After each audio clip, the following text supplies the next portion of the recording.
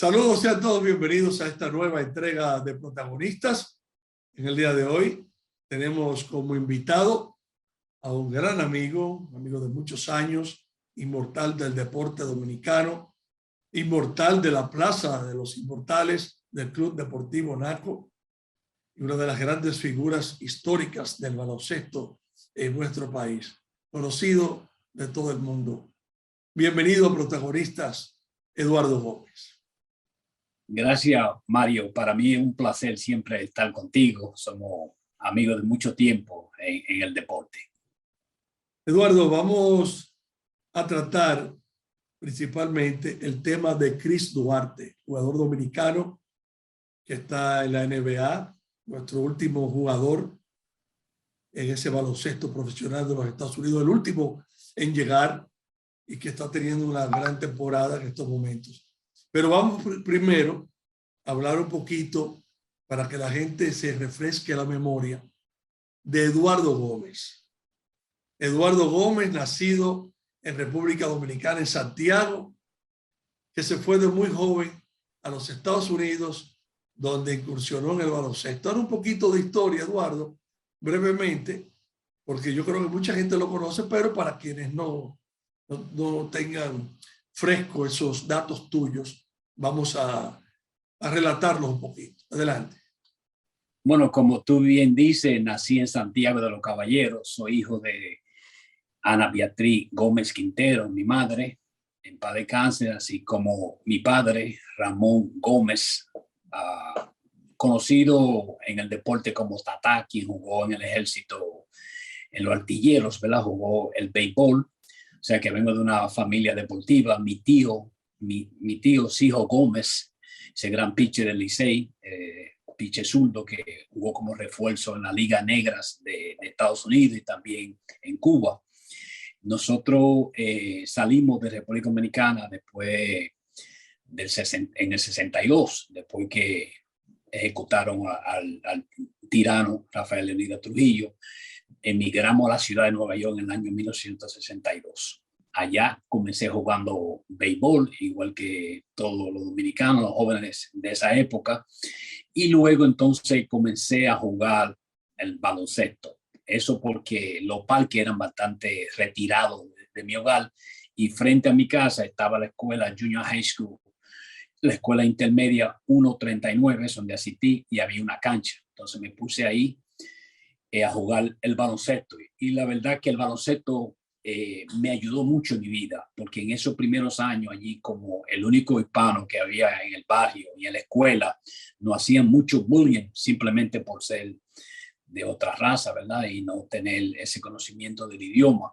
Pero comencé a jugar con los jugadores afroamericanos, que eran los mejores jugadores de baloncesto, y vieron condiciones en mí. Y muchos de ellos, para que yo jugara con ellos, entonces comenzaron a protegerme. Mira, ese chico, déjenlo quieto, porque así ellos querían, yo podía jugar con ellos, ¿verdad? Y el baloncesto pues me abrió mucho, pero me protegió mucho en esos primeros difíciles años para cualquier latino en la ciudad de Nueva York. No había muchos latinos. Los primeros latinos que estaban en el barrio mío eran los puertorriqueños. Y nosotros, pienso yo que tenemos una gran deuda a la comunidad dominicana, porque ellos fueron que nos abrieron puerta a nosotros, que nos abrieron la puerta, nos enseñaron a cómo sobrevivir, ¿verdad? Muchas de las cosas que tiene que pasar un nuevo emigrante en esa gran ciudad. Así que a mi gente boricua lo amo y lo quiero y lo respeto, y nunca me voy a olvidar como ustedes nos abrieron la puerta allá en esa gran ciudad de Nueva York. Conseguiste una beca también como jugador de baloncesto para estudiar en la universidad, ¿verdad? Sí, después que seguí jugando, entonces allí me encontré con ese gran amigo de todos los dominicanos, el inmortal del deporte del baloncesto, Nate Tiny Archibald. Comencé a jugar con él y allí me desarrollé bastante, a nivel que entonces conseguí una beca para Taylor University, que es una escuela que queda en el mismo estado de Indiana, donde está nuestro Chris Duarte hoy en día. O sea que por allí pasé yo por 4 años. Taylor University queda a 1 hora de Indianapolis, Indiana, y estoy muy tengo mucho conocimiento de lo que es el baloncesto en esa gran cuna que es el baloncesto en Indiana, que allí hay una gran fiebre por el baloncesto. Le llaman el Hoosier Hysteria, y allá es el hogar de Oscar Robinson, uno de los mejores jugadores de todos los tiempos, al igual que el gran Larry Bird. O sea que cuando se habla de baloncesto, el estado de Indiana, hay que reconocer que quizá no haya otro estado que tenga la fiebre por el baloncesto como el estado de Indiana. ¿Cómo llega Eduardo Gómez? ¿A qué edad a República Dominicana? ¿Cómo se inicia ese contacto? Sí, primeramente yo estaba jugando en Nueva York y tú sabes que los puertorriqueños nos llevan por lo menos medio siglo en cuanto al baloncesto se refiere, y ellos tenían ya escuchas y ligas en Nueva York. Y entonces, ¿En qué año, Eduardo? ¿En qué año estamos hablando? En el año 1973, yo estaba jugando en la Liga Schaefer de allá, y se acercaron a mí y me invitaron para un tryout con un club que se llamaba New York Jíbaro, y allí habían escucha. Entonces le hablaron, me contrataron para jugar con el equipo de Río Piedra del superior de Puerto Rico. Y entonces José Garriga, el dueño, me mandó los pasajes. Yo fui allá, practiqué 2-3 días con el equipo de Río Piedra, que para ese entonces tenía Freddy Lugo, era su principal jugador, en paz descanse, un ex selección nacional de Puerto Rico. Entonces fuimos a un juego en Fajardo, un juego de exhibición, donde jugaba Georgie Torres, y allí yo escuché que ellos iban a tener un juego de fogueo con la selección dominicana de baloncesto. Yo no sabía que aquí se estaba jugando baloncesto, y cuando yo escuché eso, me puso a pensar. Luego fueron al hotel para firmar un contrato. Cuando me preguntaron que dónde yo nací, yo le dije que yo nací en Santiago. Entonces, bueno, pues tú no eres puertorriqueño. Yo dije, no. Entonces, ellos me hablaron para arreglar unos papeles, ¿verdad? Y ponerles que yo era puertorriqueño. Cuando llegó eso, entonces ahí yo decidí no firmar con ellos. Pero ellos habían gastado en mi pasaje, en mi hospedaje a Puerto Rico. Entonces, cuando llegaron la federación, que fue don Vigilio Travieso Soto, en paz descanse, le hablaron de un dominicano que tenía las condiciones de los mejores jugadores de Puerto Rico, que si ellos le podían brindar mis informaciones, si ellos pagaban con mi gasto.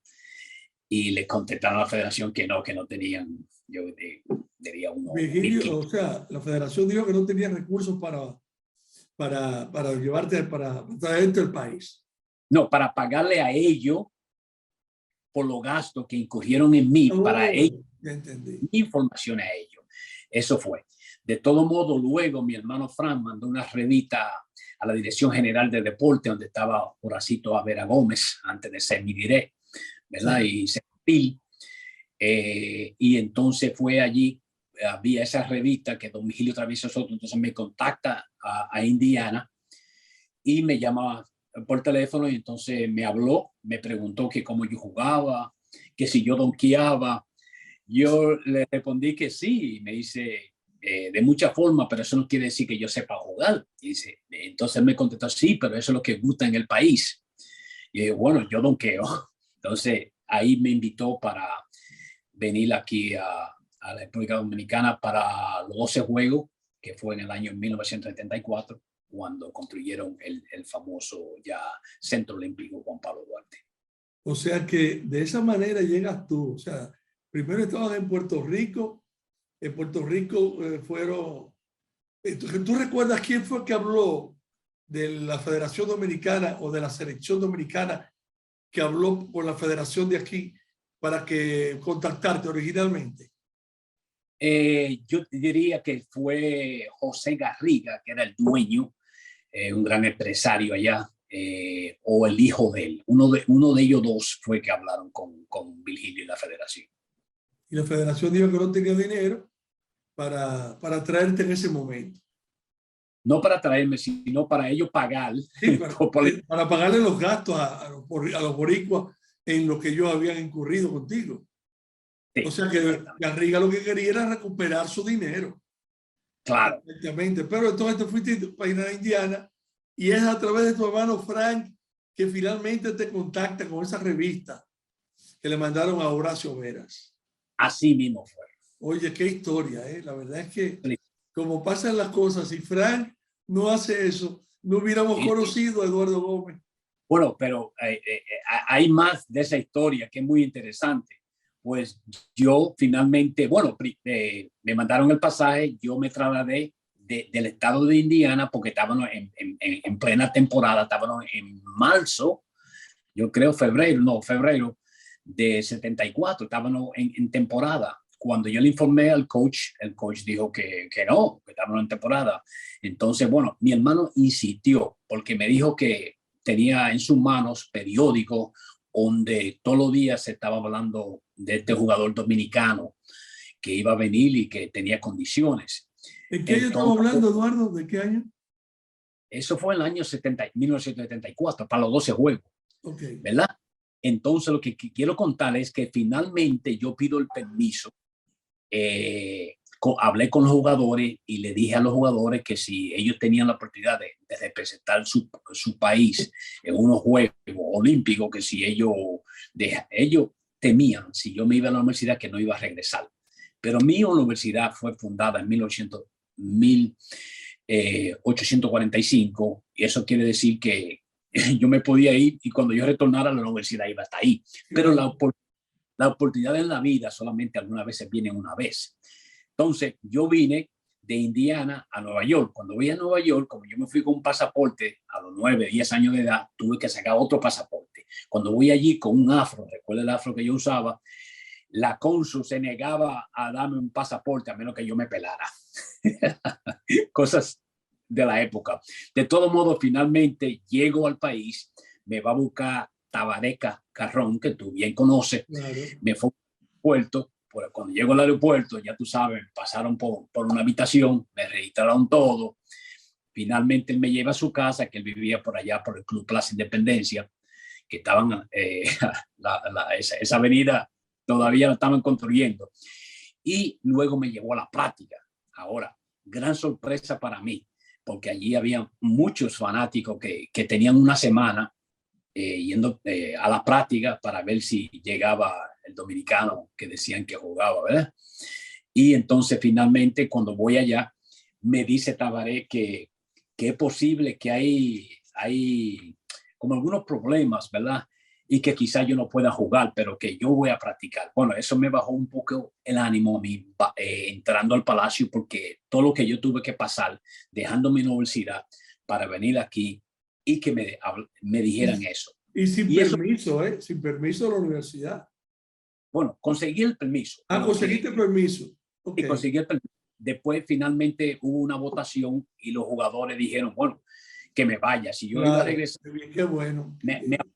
De todo modo, cuando vengo aquí, eso pasó cuando Tabaré me habló de eso, porque los entrenadores le habían dicho a la federación, mire, si van a buscar jugadores, búsquenlo con tiempo, porque nosotros llevamos un año ya y pico entrenando a estos muchachos. Había una preselección, todavía quedaban, yo creo, algunos 17 jugadores. Ahora, esto fue cosas de la vida que se encontraron conmigo, ¿verdad? Claro. De todo modo, cuando yo entro ahí, recuerdo que las muchachas estaban practicando y estaba del lado, a la misma entrada, estaban 2 o 3 jugadoras, una de ellas, Nilcia Reyes, quien se acercó a mí y me preguntó que si yo era Gómez. Yo le dije que sí. Entonces me dijo y me motivó mucho eso. Me dijo, pues, hazlo bien. Y eso como que me dio mucho ánimo.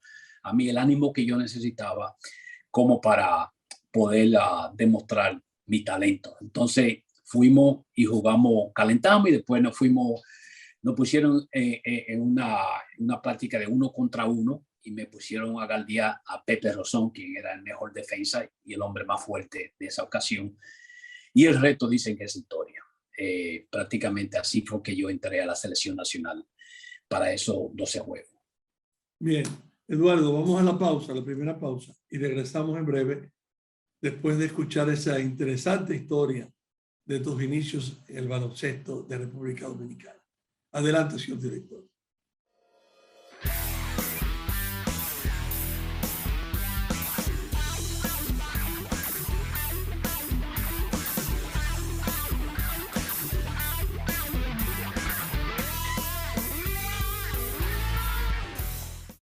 Eduardo, después de esa primera incursión en el 74 con el equipo dominicano, en los 12 juegos, pues siguieron otros eventos, Centro Básquet en el 75, que se celebró aquí en Santo Domingo, después la medalla de oro en Panamá en el 77, el bronce en Medellín en el 78, los centroamericanos y el Caribe, el Mundial de Filipinas en el 78 también.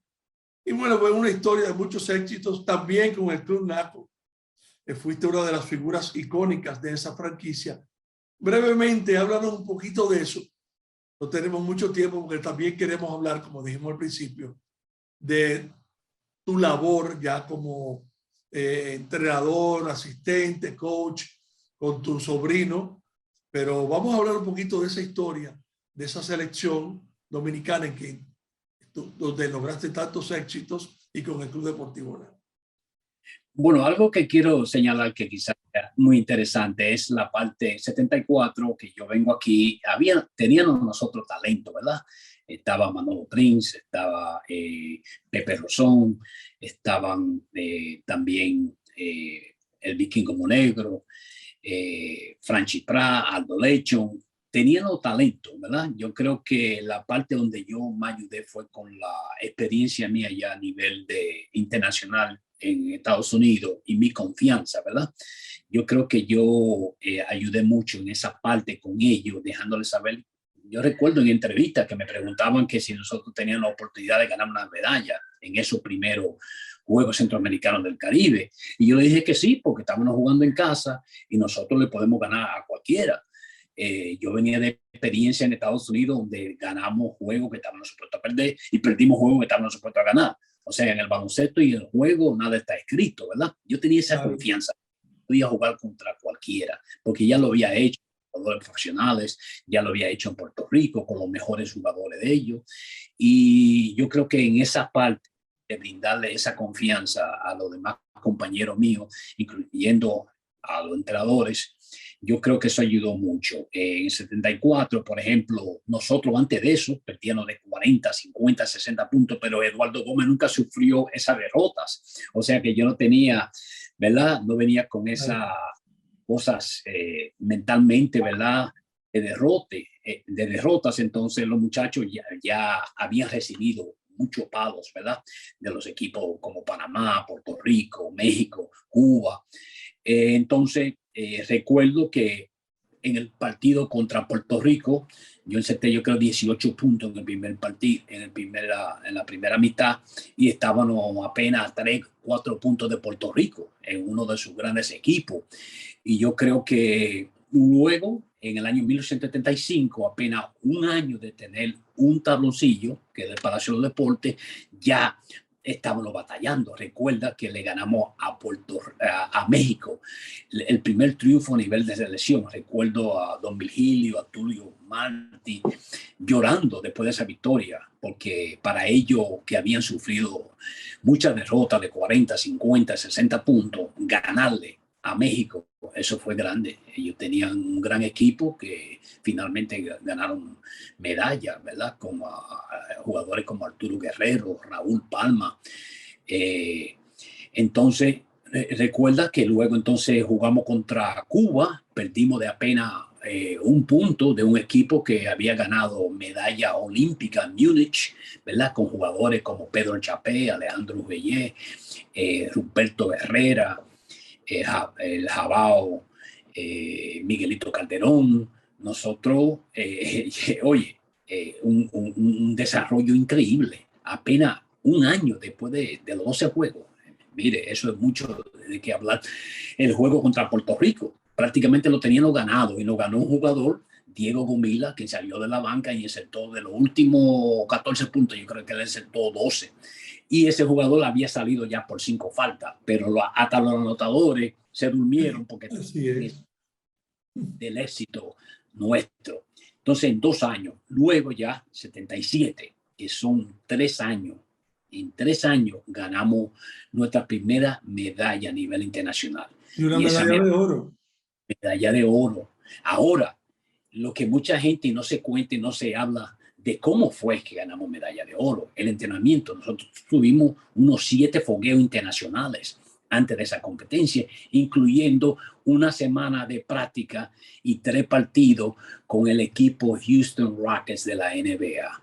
O sea que yo jugué contra John Lucas, que fue el número a Moses Malone. Entonces, si nosotros podemos jugar con un equipo de la NBA, ¿verdad? Y batallar con ellos, imagínense la confianza que nos brindó para ir a Panamá y realizar lo que nosotros realizamos, ¿verdad? Historia. Así que eso es muy interesante. Ahora, la parte de NACO para mí también es muy interesante, ya que el Club Deportivo NACO, el glorioso Club Deportivo NACO, azul celeste, es algo histórico también porque fue el club que más juego ganó en eso, yo diría, primero 10 años del baloncesto superior. Un equipo que le brindó mucho al baloncesto, que para mí debe de regresar al baloncesto superior. Y si yo fuera un dirigente del baloncesto federado, del Club Deportivo NACO, de la misma asociación, haría todo lo posible para que regrese el Club Deportivo NACO. ¿Por qué? Bueno, porque es una parte inclusiva que debemos de nosotros ser en nuestro país.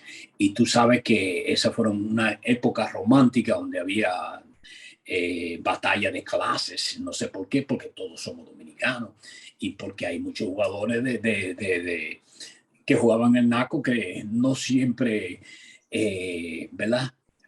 Fuimos de que la mayoría no era de élite, no eran de mayoría, clases sociales altas. exactamente. Y si algo que el Club Deportivo NACO brindó clases de cómo se hacen las cosas en el baloncesto a nivel de atletas. Tú ves que todos los jugadores nuestros estudiaron, se graduaron, son profesionales, son ¿verdad? Buenos ciudadanos, han contribuido dentro y fuera de la cancha. Nuestros dirigentes como Mario Emilio, como José Ravelo, imagínate, como Roosevelt, como Malasami, quienes que fueron, ustedes realizaron un brillante trabajo de organización, de darnos a nosotros a conocer, de respeto, de disciplina, y miren lo que son ustedes, o sea, y nuestro presidente, don Payo Ginebra, Chico Izquierdo, Eduardo Troncoso Pú, todos esos dirigentes y presidentes de nuestro club siempre fueron deportistas. Manolito Alfaro, o sea, son gente que han estado siempre en el deporte. Así que el Club Deportivo NACO le brindó mucho al baloncesto, al deporte y a la sociedad dominicana. Y por eso yo quería ganar tanto, porque para mí los mejores fanáticos eran los fanáticos de NACO, porque es muy fácil uno ir a una cancha y 10,000 personas son de un equipo y usted está en contra o de la minoría en cuanto a fanáticos se refiere.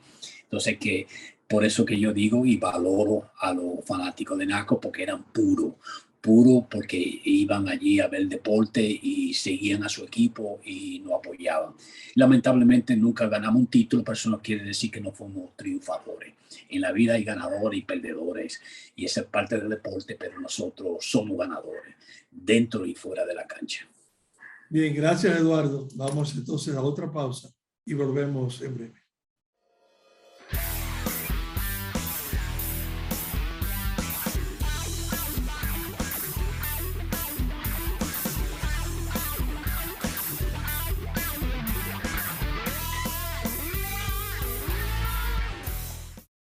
Bien, Eduardo, ya entrando en tu etapa ya de entrenador que has estado trabajando, primero trabajaste en una escuela en la Florida y ya después de retirado estás con tu sobrino Justin Somelo en su empresa Best Ball Analytics, trabajando ya con jugadores de la NBA, trabajando con jugadores jóvenes, dominicanos y también estadounidenses. Háblanos un poquito de eso, Eduardo, de esa nueva experiencia en tu vida dentro del baloncesto. Sí, muy bien, Mario. Fíjate, el sobrino mío, Justin Somelo, es un gurú, entrenador muy reconocido y afamado en los Estados Unidos. Él se graduó con honores en matemática de la Universidad de Georgetown University y trabajó allí en la universidad por 4 años. Luego se trasladó y trabajó 2 años con el equipo de Miami Heat como video coordinator. Trabajó allí con el gran Pat Riley por 2 años. Luego pasó a trabajar en Chicago con los Chicago Bulls en el área de video coordinator, también en Advanced Scouting. Te puedo decir que ha adquirido mucha experiencia.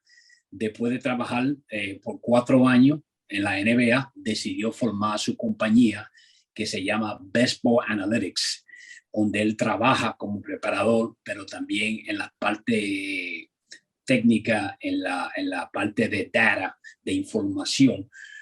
Como tú sabrás, en el béisbol, que es pionero del uso de la analítica en la famosa película del béisbol Moneyball, donde se desarrolla a nivel y ya todos los equipos de grandes ligas están usando la información y la analítica, ¿verdad? Para tomar decisiones y ese tipo de cosas.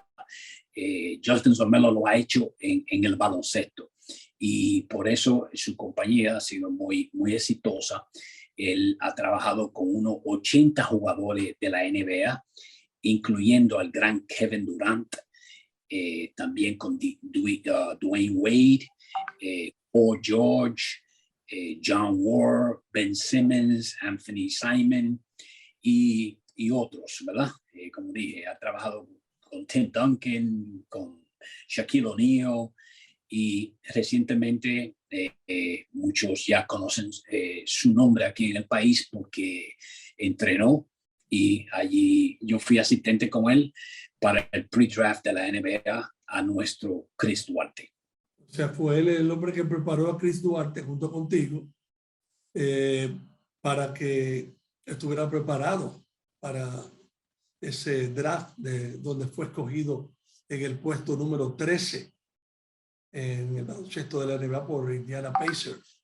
Sí, muy, muy interesante ese trabajo y te puedo decir que algunos de ustedes se dieron cuenta en una entrevista que le hizo Jansen Pujol a nuestro sobrino antes de comenzar nuestro entrenamiento. Nos trasladamos a Puerto Plata cuando él fue contratado como su preparador por su agente en Estados Unidos. Nosotros nos trasladamos allá para conocer de cerca quién es Chris Duarte y su familia. Duramos unos 5 días en Puerto Plata y allí pensábamos primero entrenar, pero no hicimos nada de eso.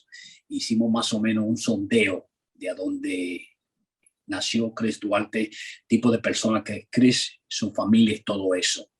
Luego de algunos 2 o 3 días en esa entrevista, mi sobrino le dijo en esa entrevista quién era Chris Duarte, un jugador de mucho talento, un jugador que él no tenía la menor duda que iba a ser el mejor jugador del draft.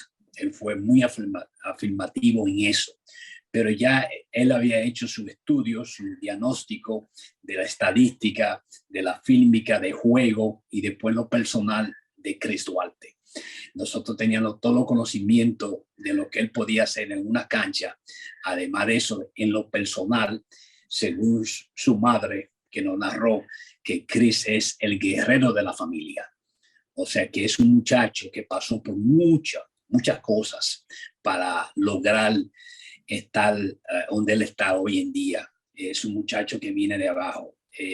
Ha tenido mucho sacrificio. Tiene un corazón y un drive que es bueno, te puedo decir, yo en lo personal nunca he visto un atleta trabajar tan fuerte en el entrenamiento como Chris Duarte.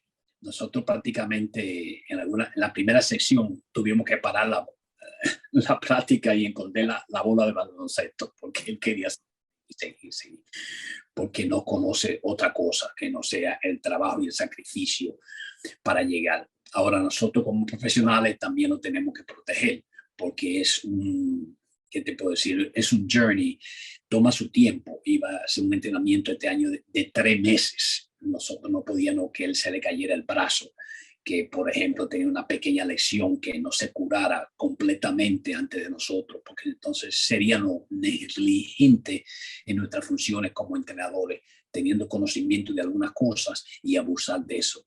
Así que él también tuvimos que trabajar con él en lo psicológico, en la parte psicológica, para que él le brindara la oportunidad a mi sobrino, Justice Domelo, que tiene la experiencia con otros jugadores como Montrell Harris, como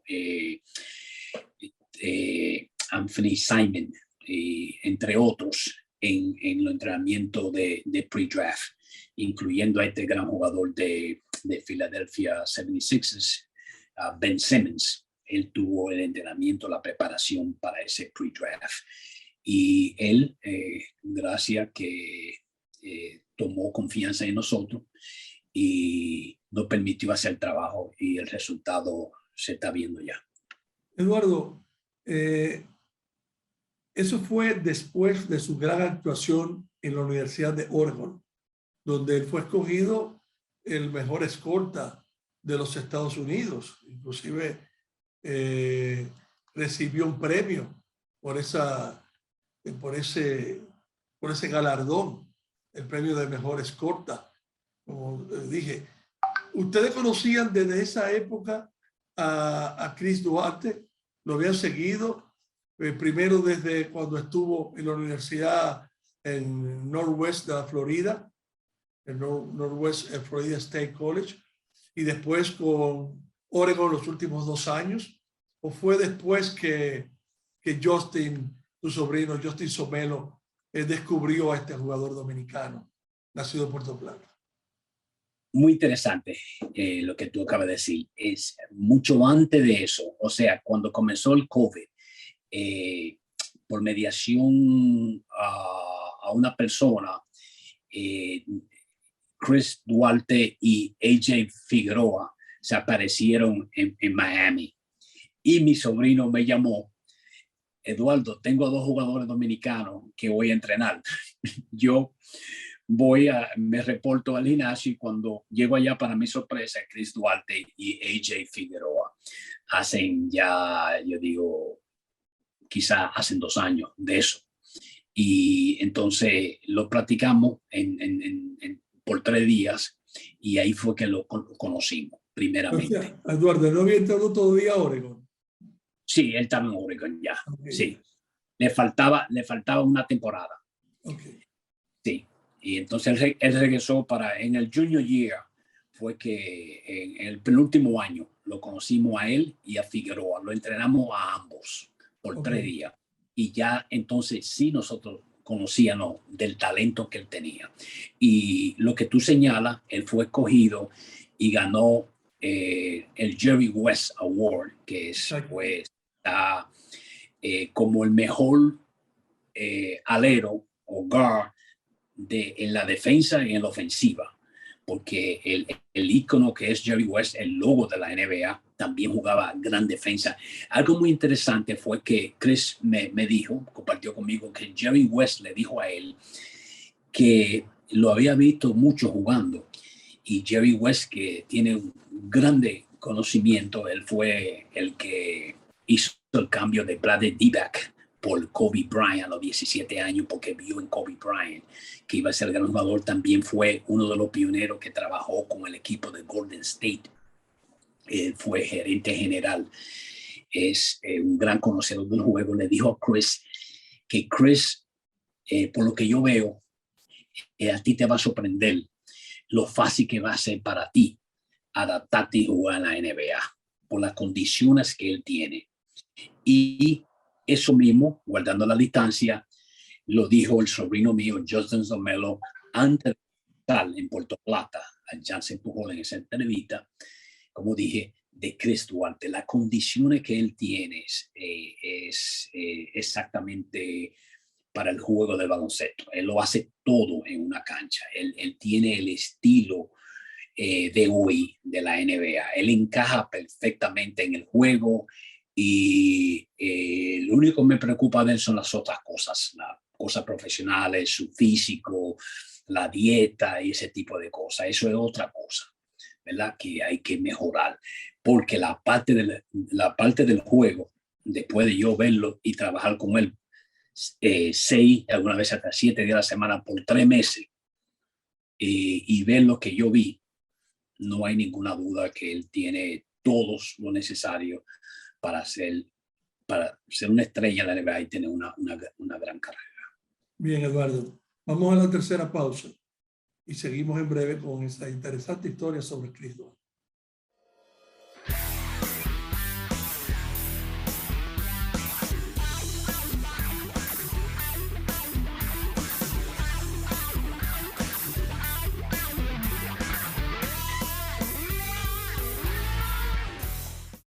Eduardo, entonces, Justin, tu sobrino, ve a Chris Duarte antes de su último año en Oregon, pero no comienza a trabajar con él de inmediato. Sencillamente le da seguimiento. ¿Es así? Sí, así mismo. Ok. Y entonces cuando él termina ya su carrera universitaria, es que comienza ya para entrar, antes de entrar al draft, que empieza ya a trabajar, ya que contrata a Justin Somelo para prepararse para el sorteo de la NBA. Sí, cuando termina la temporada, el agente Charles Briscoe contacta a Justin, entonces firma un contrato para el pre-draft, el entrenamiento de 3 meses. Ok, ahí comienza ese trabajo que tú otras veces me has comentado, fue muy arduo para prepararlo, porque antes, cuando él primeramente optó por entrar al draft, los pronósticos decían que podía ser la escogencia número 29 y finalmente fue la número 13 después de trabajar con ustedes. Háblanos del trabajo que hicieron en esos 3 meses. Bueno, después de la temporada, la gente Charles Briscoe contactó a Justin Somelo y firmó un contrato con él para que fuera el preparador y trainer de Chris Duarte. Entonces, nosotros lo primero que hicimos fue que nos trasladamos con él a Puerto Plata y allá para conocerlo más personalmente, para conocer a la familia y básicamente tener ese background que es muy importante, ¿verdad? Porque queremos conocer todo de él. Luego se traslada a Western Florida y allí donde es que residimos y a donde trabajamos. Allí lo primero que hicimos fue que lo llevamos a los doctores especialistas. Él tenía una lesión pequeña en su tobillo. Trabajamos con él en su físico, pero primero lo llamó uno de los doctores para conseguir la luz verde, como la llaman, y allí comenzamos a trabajar en su físico, en la pesa, trabajamos en velocidad, trabajamos también en la terapia, porque es un trabajo bastante fuerte. Nosotros trabajamos allí 6, 7 y 8 horas diarias, 6 días a la semana. Entonces, todo comienza con un masaje en la mañana, un chequeo médico todos los días. Después venían las sesiones de pesa, después venían las sesiones de tiros brevemente antes de almorzar. Después venía el almuerzo preparado por un chef que teníamos nosotros especial para él. Luego venían secciones de video, de fílmica, donde se estudiaba lo que se estaba haciendo, algunos de sus juegos, y allí entonces siempre hablando de baloncesto, era una escuela totalmente. Allí cuando descansábamos, hasta durmiendo, o alguna vez él estaba mirando fílmica, estaba estudiando el juego, porque eso es muy requerido para ser exitoso a este nivel. Es cuestión de segundo, ¿verdad? Y fracciones de segundo, donde se le abre una oportunidad al jugador, tanto en la ofensiva como en la defensiva. Entonces uno tiene que vivir con él y soñar este juego para llegar a la Grandes Ligas y ser exitoso. Y lo de Chris Duarte no es una casualidad. Para eso se trabajó bastante fuerte.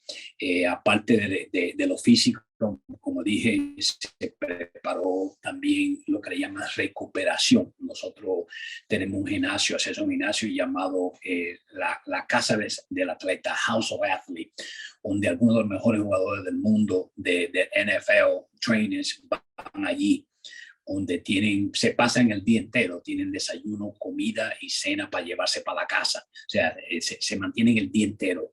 Nosotros entonces tuvimos secciones muy importantes con él, que le ayudó mucho en su preparación para llegar a la NBA y para triunfar allí. Trabajamos con jugadores, por ejemplo, lo pusimos en algunas secciones de práctica contra un armador, Avery Bradley, que es una de las mejores defensas de la liga. Hoy en día es quinteto del equipo, ustedes lo conocen, Los Ángeles Lakers. Y en alguna de esas sesiones recuerdo yo que en la primera sesión le dijo a Chris que si él dribleaba delante de él se la iba a quitar la bola. Le quitó la bola una vez, le dijo, si lo hace otra vez te la quito. Se la quitó 2 veces consecutivas. Entonces le llegó el mensaje que él tenía que hacer el dribleo más bajito y más rápido delante de un jugador de esa categoría defensiva. Bueno, poco a poco él lo estaba ya, pasó el examen ahí.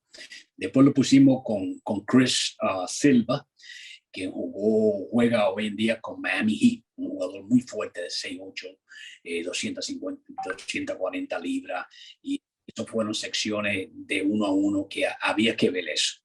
Y en una recuerdo que la primera vez que Chris se fueron 1 contra 1, él le dijo, mira, tú no me puedes parar. Y recuerdo yo que Chris encima la bola debajo del canasto y voló por encima de esa donkeó por encima de la cabeza. Y dije, bueno, este hombre va a llegar y va a ser exitoso. Luego tuvimos algunas sesiones con el jugador Moses Brown, un jugador de 7'1" que juega del equipo de Dallas Mavericks. Y él simplemente lo ponían debajo del canasto y Chris hacía algunos modos para tirar sobre encima de él o donkearla sobre encima de él. Y con un hombre de 7'1". De 7'1", Moses Brown. Y el hombre, dando él al bajo canasto, Chris subía y se la donkeaba por encima de la cabeza. Y bueno, pero este hombre nadie lo para. Los armadores le anota. Lo fuerte, power forward, también. Los centros, y ustedes lo están mirando, lo que él ha hecho con los jugadores armadores. Ustedes se dieron cuenta de lo que hizo con Giannis, ¿verdad? Que lo puso a bailar. El hombre tiene todas las condiciones y a él se preparó para llegar y ser exitoso. Tenían un entrenador especialmente de velocidad que lo preparamos para el pre-draft.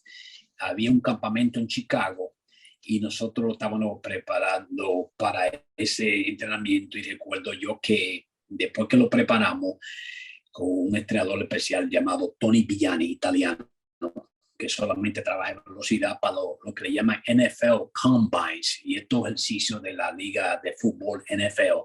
Ellos tienen más cosas, más velocidad, más brinco, más cosas. De todo modo, él es un experto en eso y lo preparó.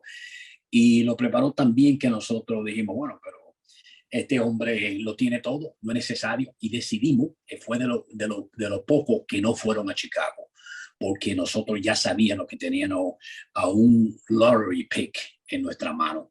Estábamos conscientes de eso, y ya los equipos como Golden State, el equipo como New York Knicks, también los Lakers, estaban muy detrás de él, llamándonos, buscando más informaciones sobre él, querían alguna foto, videos. Nosotros decidimos de que no era necesario, no fue a Chicago, y luego todo el mundo estaba buscando informaciones porque estaban muy interesados. Otro de los jugadores con quien tuve una sección de práctica y de juego cancha a cancha fue con Ja Morant, ese gran sensación de los Memphis Grizzlies. Y allí vimos a Chris también lucísela, como decimos nosotros dominicanos, ahí de tú a tú con Ja Morant. O sea que nosotros que estuvimos ahí con él por 3 meses, no teníamos la duda que teníamos Chris Duarte, un lottery pick. Y finalmente, como dije, él fue escogido número 13, pero Sacramento Kings tenía el draft pick número 9 y lo iba a escoger a él. Pero ¿qué pasó? Que otro jugador que yo también le interesaban bajó y lo escogieron, pero Chris Duarte iba a ir número 9 para Sacramento. Y en el mismo draft que asistimos allá en el Madison Square Gardens, ya estaban siempre en el teléfono, Golden State, los Lakers y los Knicks tratando de cambiar para escogerlo a él. Muchos me preguntan cuál hubiera sido el mejor equipo para él. Yo le digo a ustedes que si él hubiera ido al Golden State, hubiera encajado perfectamente, porque él juega ese tipo de juego, donde él va a tirar solo, donde ellos pasan el balón, y si él tira solo, él la va a meter. Y él tiene todas las habilidades del dribleo, se mueve demasiado bien sin la bola, juega defensa, o sea que es un jugador que hubiera encajado perfectamente. Ahora está en Indiana, que el entrenador le gusta mucho su juego y le ha dado la oportunidad que él necesitaba para demostrar su talento, y le está yendo bastante bien. Y yo pienso que también está bien ahí porque al entrenador le gusta mucho su juego. Bien, Eduardo, vamos a la última pausa ya, al final del programa. Y vamos a abordar ahora en lo que está haciendo Chris Duarte en la temporada, en la actual temporada de la NBA. Así que adelante, señor director.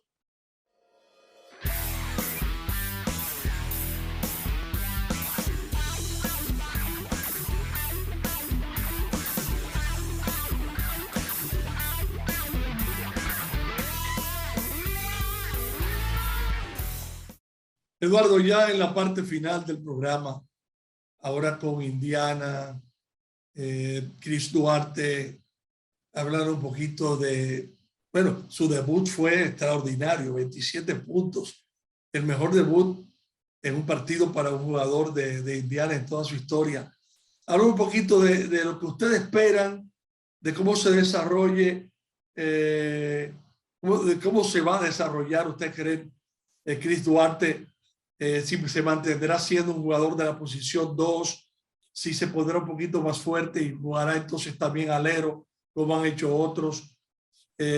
Háblanos de eso, de lo que ustedes ven en el futuro de este jugador dominicano que parece que ha llegado para triunfar en la NBA. Bueno, como tú has visto y también los amigos que están siguiendo este programa, él ha hecho un buen trabajo hasta ahora, ha tenido su alta y su baja como cualquier novato. También muchas veces tiene que ver el equipo por cual está jugando, ¿verdad? Porque es un juego de equipo y por eso algunas veces la consistencia no ha sido lo que uno quiere para él, ¿verdad? Pero ha demostrado de que tiene todas las condiciones para este juego, como tú bien señalaste, debutó con 27 puntos y recientemente en una gran exhibición contra un equipo como es Golden State, con esa clase de jugadores y la clase de jugadas, porque ahí es que uno se da cuenta hasta dónde puede llegar sus condiciones. O sea, cuando en el 1 contra 1 él consigue un espacio donde un jugador le adivina su movimiento, y aunque lo adivine, él puede conseguir un espacio de 3, 4, 5 pies todavía para tirar un tiro claro. Eso habla por sí mismo, si uno lo ve de esa forma. Si luego tú lo ves cuando ataca el canasto y ataca un 7 pies, y le anota con facilidad, con la derecha, con la izquierda, está terminando muy, muy, muy bien con su zurda. Uno se da cuenta de que tiene las condiciones como para ser exitoso, porque hasta cuando el jugador defensivo está de cara a cara a él todavía anota. Cuando él es chocado terminando el canasto, todavía anota con ambas manos, con la izquierda o con la derecha. Eso le demuestra a usted lo que él puede hacer ofensivamente. En la defensiva, él es un jugador demasiado rápido de mano, anticipa muy bien el pase, tiene la mano rápida, tiene la anticipación, le gusta jugar la defensa. Él ahora mismo es el líder de bolas robadas de su equipo. También lo hemos visto de la pretemporada allá en Las Vegas, los tapones que él ha dado con ambas manos, como hablaban muchas veces en la práctica que él tenía que ser un alpha dog, Eso quiere decir que cuando él entrara a una cancha, él tenía que hasta en su caminar, siempre con confianza de que él era el hombre en esa cancha. Bien. Eduardo, gracias. Hemos dado primero un breve repaso a tu carrera para que la gente pues se refrescara un poquito de ese éxito extraordinario de Eduardo Gómez en el baloncesto dominicano, desde que comenzó en el 74 hasta que se retiró, y luego el trabajo que están haciendo ustedes, tú y tu sobrino Justin Somelo, con un jugador como Chris Duarte, que lo prepararon para entrar en la NBA y le siguen dando seguimiento y trabajando con él para que sea un jugador exitoso a ese nivel. Un placer para mí, Mario, siempre de conversar contigo y con todo el pueblo dominicano que ha seguido nuestra carrera y que tiene esta gran pasión por el baloncesto. Yo creo que estamos en un gran momento en el baloncesto dominicano y pronto, si Dios quiere, y poder trabajar más con los jugadores dominicanos y quizá con nuestras selecciones para llevar el baloncesto a los mejores lugares en el mundo. Bien, gracias de nuevo, Eduardo. Gracias a nuestros televidentes por estar con nosotros aquí en Protagonistas, y será hasta una próxima ocasión. Hasta entonces.